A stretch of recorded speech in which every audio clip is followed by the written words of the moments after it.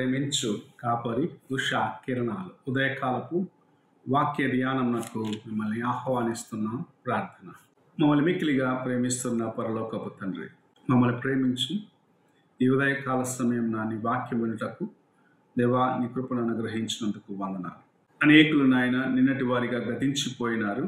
అయితే నన్ను మమ్మల్ని ప్రేమించి ఉదయకాలమున నీ వాక్యము వినుటకు నీవు అనుగ్రహించిన నీ కృప కొరకు వందనాలు చెల్లించుకుంటున్నాను. ప్రతి విధమైన నాయన శోధనకు నాయన మమ్మల్ని తప్పిస్తూ నీ యొక్క నాయన వెలుగులో నాయన మేము నడిచేదానికి మార్గాన్ని చూపిస్తున్న నీ కృప కొరకు వందనాలు.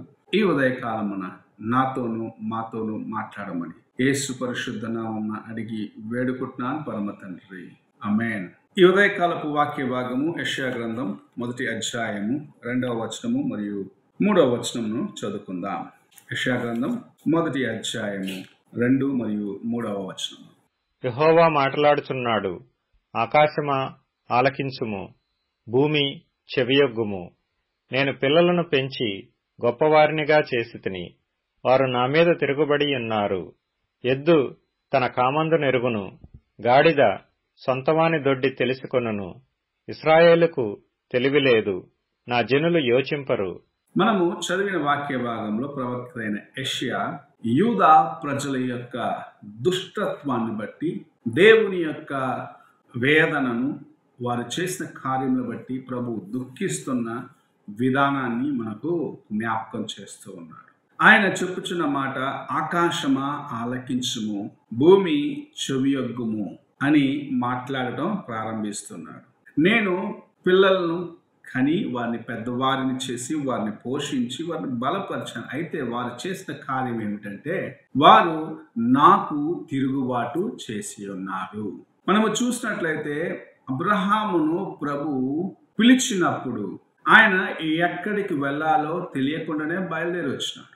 దేవుని మాటకు లోబడ్డాడు. నీ ప్రజలైన వారు అనగా నీ సంతానమునకు ఈ స్థలమును అనగా కానానును ఇస్తాను అని ప్రభు వాగ్దానము చేశాను. ఆకాశ నక్షత్రము వలె వారిని విస్తరింప చేస్తానని వాగ్దానమును చేసి ప్రభు తన యొక్క కృపను ఎలాగూ అనుగ్రహించిన అయినాడో చాలా తేటగా తెలియపరిచినాడు.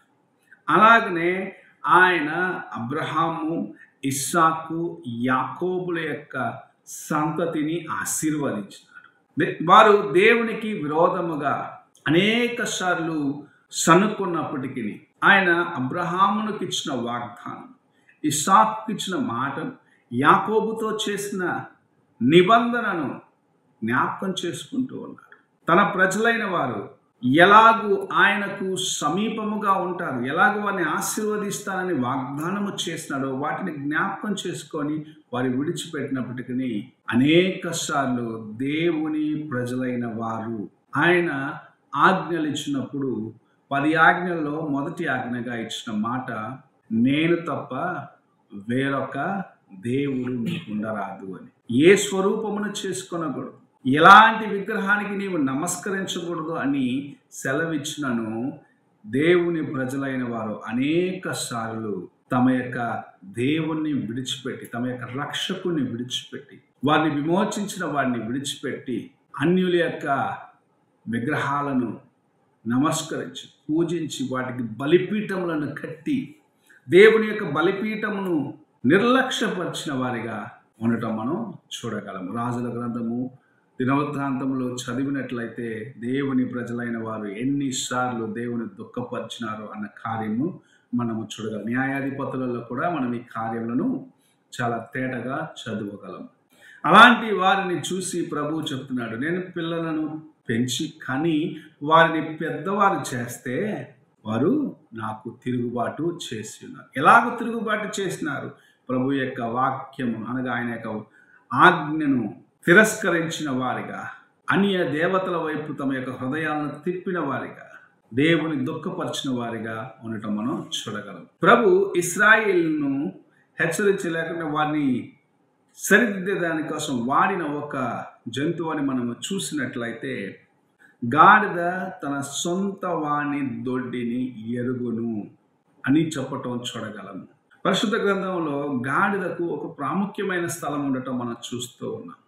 బిలాము దేవుని ప్రజలకు విరోధముగా ప్రవచించేదానికి బాలాకు చేత ప్రేరేపించబడ్డవాడిగా వెళ్తున్నప్పుడు ప్రభు తన దూతను పంపించిన కార్యమును బిలాము కనుగొనలేకపోయినాడు. ఆయన కన్నులు మూసివేయబడ్డాయి. అయితే ఆయనను మోసుకొని వెళ్ళిన గాడిద దేవదూత ఖడ్గము దూసుకొని వేచి ఉండటము చూచి తన యొక్క యజమానిని రక్షించడానికి ప్రయత్నించిన కార్యమును చూస్తూ ఉన్నాం. యేసు ప్రభు తాను యెరూషలేములో ప్రవేశించినప్పుడు జకరియా ప్రవక్త ద్వారాగా ప్రవచించిన కార్యమును మనం జ్ఞాపకం చేసుకున్నట్లయితే ఆయన గాడిద పిల్లను ఎక్కి యెరూషలేములోకి ప్రవేశించవలసిన కార్యమును చూస్తూ ఉన్నాం. అలాగూ ఒక ప్రాముఖ్యమైన ఒక జంతువుగా ఉండటం మనం చూస్తున్నాం.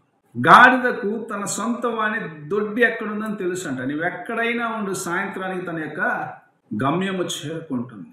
అయితే తన ప్రజలైన వారు దేవుని ఎరిగినాను, దేవుని బిడ్డలను చెప్పుకునేవారు దేవునికి లోబడనని వారిగా, ఆయనను దుఃఖపరిచే వారిగా ఉంటున్నారని ఇక్కడ ప్రభు తన యొక్క సేవకుని ద్వారాగా చెప్పటం చూడగలం. నీ జీవితంలో నీకు ప్రభు అనేకమైన కార్యములు చేసి ఉన్నాడు. నేను అనేక రీతిగా హెచ్చించినాడు. అయితే నీవు దేవుని ప్రజలైన యూదులు, ఇశ్రాయేలీలు ఎలాగైతే దేవుని మరచి తమ ఇష్టానుసారముగా జీవించి దేవునికి విరోధముగా నడుచుకున్నారు, అలాగ నడుచుకుంటున్నావా? లేక దేవుని మాటకు లోబడి ఆయన యొక్క సన్నిధిలో ఆయనను వెంబడిస్తూ ఆయనకి ఇష్టానుసారమైన జీవితాన్ని జీవిస్తున్నావా అని ప్రభు పరీక్షించుకోమంటున్నాడు.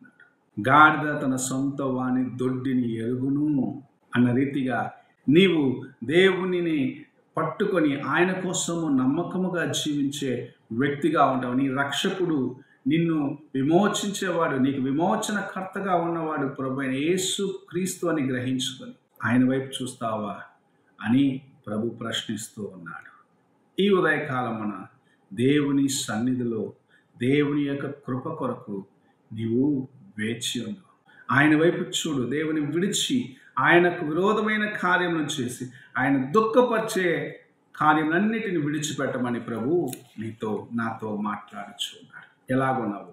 ఈ ఉదయకాల సమయంలో నీ హృదయాన్ని పరీక్షించుకో. ప్రార్థన చేసుకుందాం. మమ్మల్ని మిక్కిలిగా ప్రేమిస్తున్న పరలోకపు తండ్రి, ప్రాతకాలంలో నీవు అనుగ్రహించిన హెచ్చరికను బట్టి వందనాలు తండ్రి. దేవా, ఇశ్రాయేలీయులను నీవు పెంచి పెద్దవారు చేసినప్పుడు తిరుగుబాటు చేసినావని ఆ దినములోని సేవకుని ద్వారా సెలవిచ్చినావు. ఈ దినములో నాయన నీ వాక్యము చేత పోషించబడి బలపరచబడిన తర్వాత కూడా అనేక సార్లు విశ్వాసులను చెప్పేవారు నాయన నీకు విరోధంగా వెళ్తున్నాము తండ్రి. ఆ కార్యములన్నిటినీ సరిచేసుకొని వాటిని విడిచిపెట్టి మా యొక్క నాయన దేవా బలహీనతలన్నింటినీ ప్రక్కన పెట్టి నీ వైపు చూసి నీ సన్నిధి చేరుకునే కృపను అనుగ్రహించండి. గాడిద ఎలాగైతే తన సొంత వాడిని దొడ్డిని ఎరుగును, అనేక సార్లు బుద్ధిహీనతకు ఒక సూచనగా చెప్పబడిన గాడిదను నాయన నీవు నాయన మా ముందు ఉంచున్నావు. మా యొక్క నాయన బలహీనతలు సరి చేసుకొని మేము కూడా నాయన నీ సన్నిధిలో నీకు నాయన సమీపముగా రావటానికి సహాయము చేయమని యేసు పరిశుద్ధ నామమున అడిగి వేడుకుంటున్నాను తండ్రి. ఆమేన్. తండ్రి అయిన దేవుని ప్రేమ, కుమారుడైన క్రీస్తు కృప, ఆదరణకర్తైన పరిశుద్ధాత్మక సహవాసం ఎప్పుడును ఎల్లప్పుడూ తోడయుండి సదాకాలము నడిపించును గాక. ఆమేన్.